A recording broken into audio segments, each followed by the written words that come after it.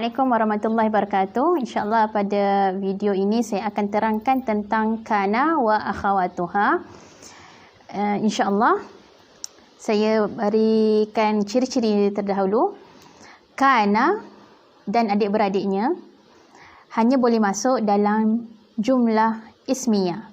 Sebagai contoh, at-tiflu nahifun. Budak itu kurus. Jadi kita masukkan kana di depan, maka dia ada peraturan dia. Bila kana masuk dalam jumlah ismiyah, dia akan mengubah ayat tersebut daripada at-tiflu nahifun menjadi at-tiflu nahifan. Kana at-tiflu nahifan. Atas sebab perubahan ini, kaedah dan peraturan ini, maka fi'il madhi kana itu dikenal sebagai fi'il madhi nasikh, iaitu yang telah mengubah undang-undang jumlah ismiyah mubtada marfu' khabar marfu' kepada isim kana marfu' dan khabar kana mansub. Saya akan terangkan lebih lagi menggunakan whiteboard sebentar lagi. Izinkan untuk saya terangkan secara literal dululah. Okay. Kemudian dia juga fi'il kana ni dia juga dikenal sebagai fi'il madhi yang naqis. Naqis di sini maksudnya kalau translate, naqis maksudnya kurang. Kurang di sudut apa? Fi'il madhi biasanya dia ada dua ciri. Iaitu dari sudut dia ada perlakuan hadas dan dia juga ada berkait dengan masa. Tetapi fi'il madhi yang naqis ni dia hanya berkait dengan masa. Kana ni maksudnya adalah telah ataupun dulunya.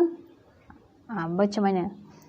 Telah ataupun dulunya. Macam itulah kalau boleh translate. Kalau ayat tadi, kana al-waladu nahifan. Maksudnya, budak itu dulunya kurus. Mungkin sekarang dah tak kurus. Mungkin sekarang berisi sikit, macam itulah. Jadi apa-apa yang benda dulunya ataupun telah berlaku, kita boleh pakai kana. Jadi atas sebab dia hanya berkait dengan fi'il madhi ini, berkait dengan masa saja tanpa perlakuan. Sebagai contoh zahaba, kalau zahaba tu dia ada maksud work kan, ada verb kat situ, dia maksud perbuatan, berlakunya pergi, dan ada berkait dengan masa, iaitu telah pergi. Tapi pada kana hanya berkait dengan masa saja. Itulah maksudnya dia itu adalah fi'il madhi yang naqis.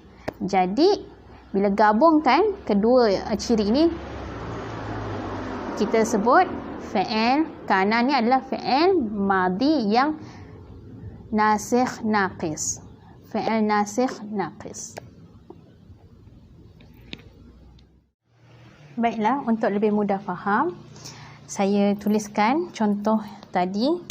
Ayat jumlah ismiyah yang asalnya adalah at-tiflu nahifun.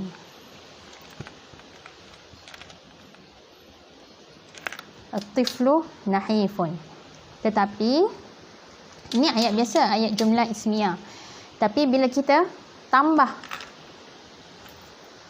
kana di depan,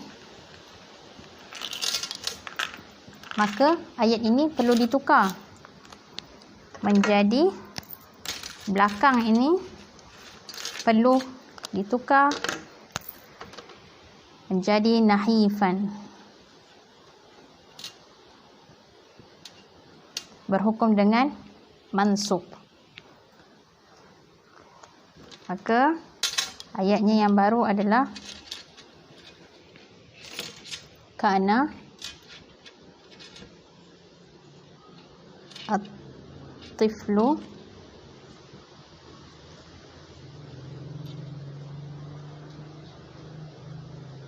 nahifan. Kana at-tiflu nahifan. Sekarang ini tidak lagi dikenal sebagai mubtada dan khabar. Ini sekarang kita panggil dia adalah isim kana. Isim kana. Dan ini adalah khabar kana. Isim kana hukumnya wajib marfu' dan khabar kana hukumnya wajib mansub. Baiklah, sekarang kita ingin lihat bagaimana i'rab ayat kana at-tiflu nahifan. Kana fi'lu madin naqis, ataupun ada setengah buku mengatakan fi'l madin nasikh. Kedua-duanya boleh. Mabniyun 'alal fathi. Seterusnya at-tiflu adalah isim bagi kana. Jadi isim kana marfu' bid dhammah. Mesti marfu'. Kemudian nahifan khabar bagi kana. Hukumnya mansub bil fathah. Kana ni dia ada adik-beradik dia, iaitu akhawat kana. Maksudnya adik-beradik kana. Maksudnya semua perkataan-perkataan ni dia hukum dia sama macam kana. Ya, kana dia akan merofokkan isim kana dan menasabkan khabar kana. Macam tu juga dengan perkataan asbaha contohnya. Dia akan merofokkan isim asbaha dan menasabkan khabar asbaha. Okey. Kalau kana bermaksud perkara yang telah berlaku, telah lepas, asbaha dia ada bermaksud perbuatan tersebut berlaku pada waktu pagi. Sabah kan? Okey. Itu asbaha, perbuatan itu berlaku pada waktu pagi. Kalau adha, perbuatan tersebut berlaku pada waktu duha. Amsa, perbuatan tersebut berlaku pada waktu petang. Bata, perlakuan tersebut berlaku pada waktu malam. Okey, itu yang berkaitan dengan masa. Untuk sara ni bermaksud perubahan, itu menjadi. Laisa pula bermaksud penafian, laisa, tidak. Mazala, madama, dan ada lagi satu zalla. Ketiga-tiga ni bermaksud masih lagi ataupun berterusan. Mazala, madama, zalla. Kesemua akhawat kana ini kita akan i'rabkan dia dengan fi'il madhi naqis mabni 'alal fathi. Fi'il madhi naqis mabni 'alal fathi. Seperti i'rab kana tadi. Khabar kana ni dia macam khabar jumlah ismiyah juga, iaitu khabar tersebut boleh datang dalam bentuk khabar mufrad, khabar jumlah ismiyah, khabar jumlah fi'liyah dan khabar syibul jumlah. Okay. Mari kita lihat pada khabar kana ini. Ayat pertama, kana at-ta'amu lazizan.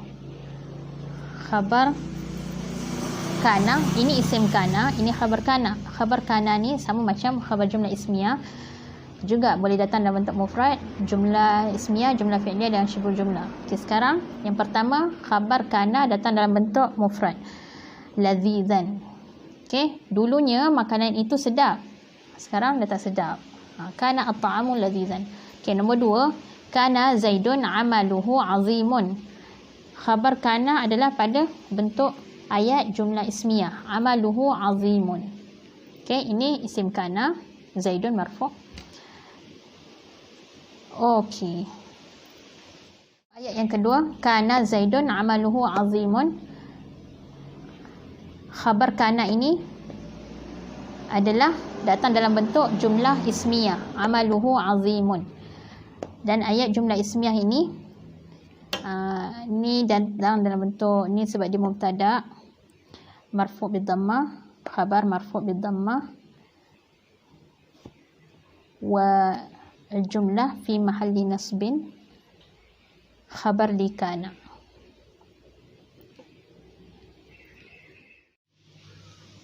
Untuk ayat yang ketiga, kana zaidun yaktubu.